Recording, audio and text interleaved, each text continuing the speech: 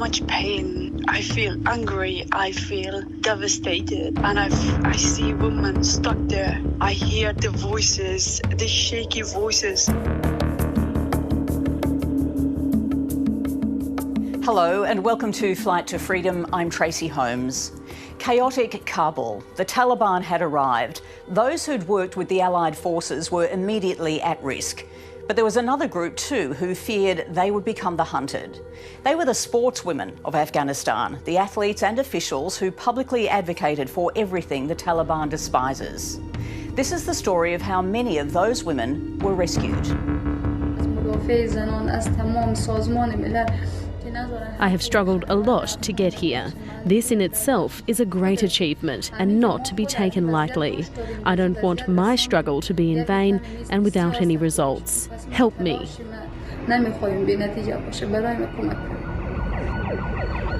When I saw that other people and other organizations weren't going to fill this hole, that's when the call to action just hit me. That if I didn't do this, then there was no one else that was going to be able to do what we did. I did not know if it would be successful. Nikki Dryden is an Olympian and human rights lawyer. Working out of her suburban home in Sydney, she called on her sports network. From another Sydney home, a hotel quarantine room in Brisbane and a home office in London, 4 key people pulled off a painstaking, difficult, absorbing rescue mission that went to the highest levels of power in sport, intelligence and politics.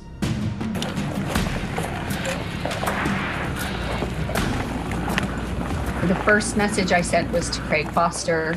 I said, do we know anyone in the Australian government who can help these athletes out? He's like, you mean like Minister Payne? And I'm like, yes, that would be perfect. Look, I've had the best successes in human rights crises by getting out of the blocks quick and just keep on running.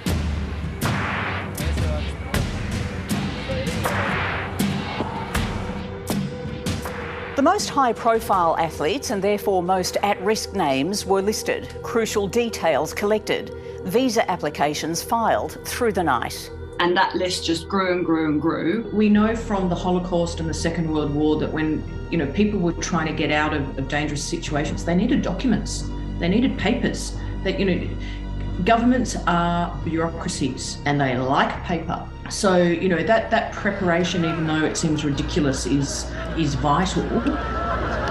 I remember thinking the missing link here is we don't have anyone inside. We needed somebody, and that was the missing link. And when I got the call from Neil, it was his sort of different level of thinking, the defense, the intelligence. It was that we were missing in our amazing team. Neil Fergus has had a career in security, intelligence and anti-terrorism. He's plugged into the sports network too, having provided security planning for some of the largest international events.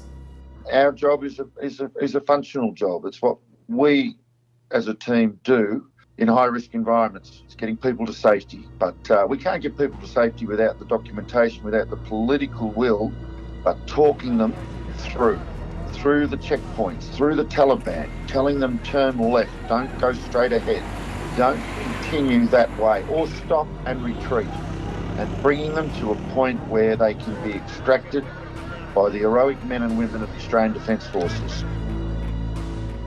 Convincing these at-risk women to travel through Taliban-controlled checkpoints to get themselves to the front of thousands of others pushing frantically at the airport boundaries was a relentless 24/7 task.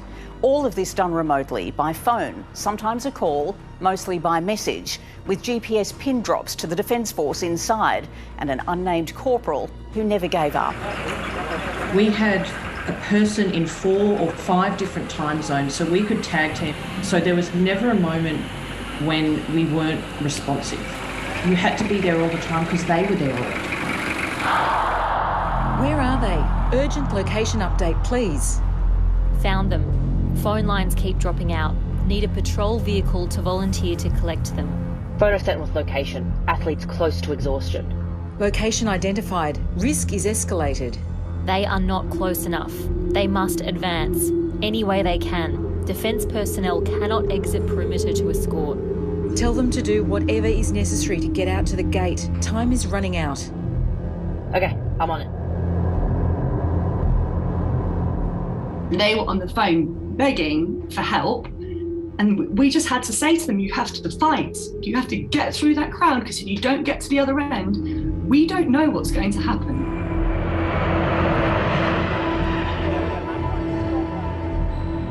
Two stories stood out. The two Paralympic athletes who, beyond all reason, still believed they could get to Tokyo to compete. And one group dubbed the Karate Family. They spent 5 days. They spent 100 hours with 3 children under 10 and one who is 2 years trying to get into that airport. The mother is the Afghan karate champion. She, her husband and 3 small children tried repeatedly to get to that point of safety with us. And at different times they were repelled physically by Taliban, beaten. I said to that father about, this is the last chance, and he said, you know, Ali, they're beating me. I was like, it's just a flesh wound. You must keep going. Ali, I'm near the troops. They've pepper sprayed me. You're not in the ditch. Get in the ditch. It's a sewer. Stand in. I mean, it was horrendous on so many different levels. They said, look, we're in the ditch. My daughter's unconscious. We cannot go back because we know the Taliban are behind us now. I mean, what do you say? And then they get into the airport and their paperwork hasn't come through into the system, so the Australians reject them, send them to the Americans to be thrown out. Thank goodness we had a corporal that was helping us pull people out of the ditch.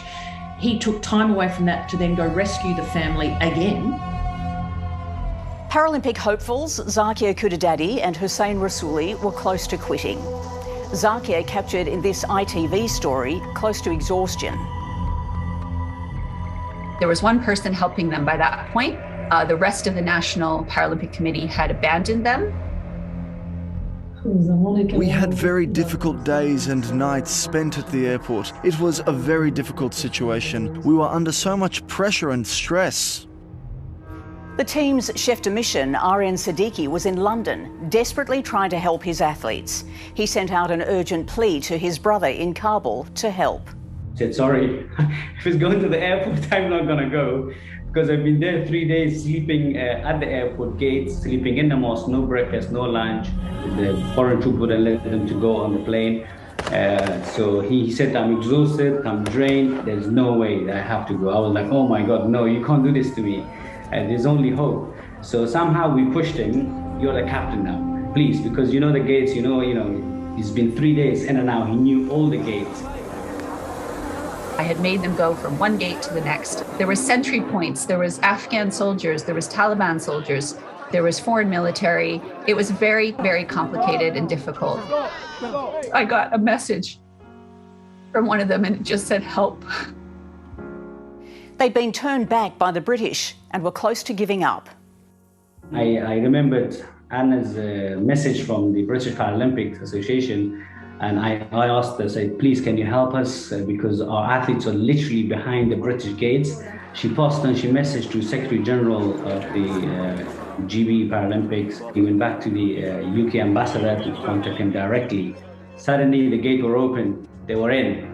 So when they finally made it in to the airport, for me, that was one of the most extraordinary moments, seeing pictures of them safe, because, what they went through as people with disability, me telling them things like, yell out and make yourself be seen, is not something that they have spent their life doing. I started calling on the WhatsApp, hey, everybody's shouting, celebrating, the team, we're all happy. These people were not soft. These people knew, in most cases, they had one chance at a future. And the last people that got on the last RAAF flight out of Kabul, she had a 3-year-old child, her phone went flat right at the last moment. ADF searched that airfield and found them and held the last RAAF evacuation flight to put them on board. That woman and her child are now on their way to rejoin her husband. That's what Australians do. Zakia and Hossain made it out of Kabul and eventually to Tokyo to realise their dreams of competing at the Paralympic Games. But they're very aware of those who have been left behind. I feel the goodness and happiness awaits us, the good life, but we'd be much more happy to have our family next to us because we are here and our hearts are there. It is difficult.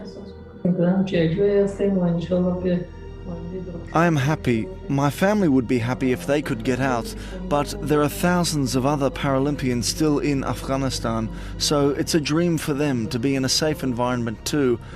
I'm thinking of them too. The